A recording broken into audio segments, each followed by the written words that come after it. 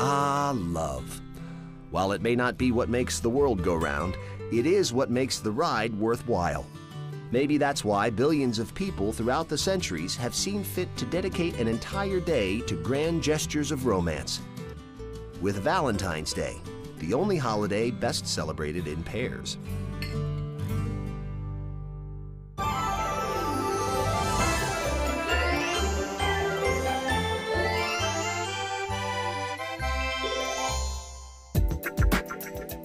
For all its popularity, history doesn't give us any guarantees as to the origins of Valentine's Day.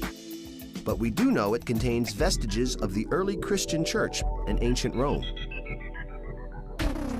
The association between mid-February and romance goes back to a pagan festival known as Lupercalia, likely honoring either Lupa, the she-wolf of Rome who suckled Romulus and Remus, or Faunus, their god of fertility.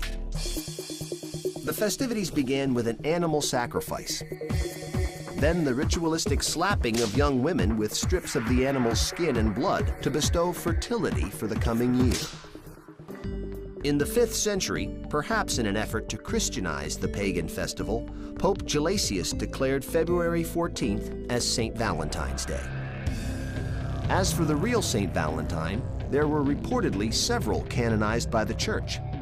Legend has it that one St. Valentine, a defiant Roman priest, lived during the 3rd century AD under Emperor Claudius II. Claudius was an ambitious ruler. His battles required vast armies of men to abandon their young families for long periods of time, resulting in a military that was half-hearted and homesick. So determined was Claudius to stop love from sapping the will of his armies, he banned marriages altogether. Father Valentine thought the ban unjust and defied the emperor, continuing to marry young lovers in secret. The emperor eventually caught on to the priest's actions, arrested him, and sentenced him to death. It is believed that young couples he had secretly wed would visit his cell, passing him flowers and notes through the bars as symbols of their gratitude.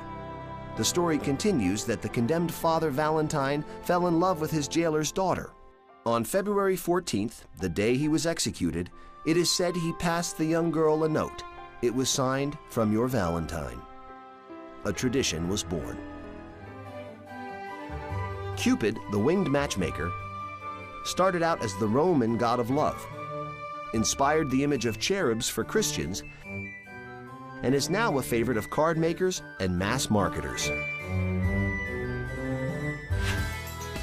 Our modern Valentine's Day, removed from its religious and pagan past, has evolved into one of the most celebrated holidays on the calendar.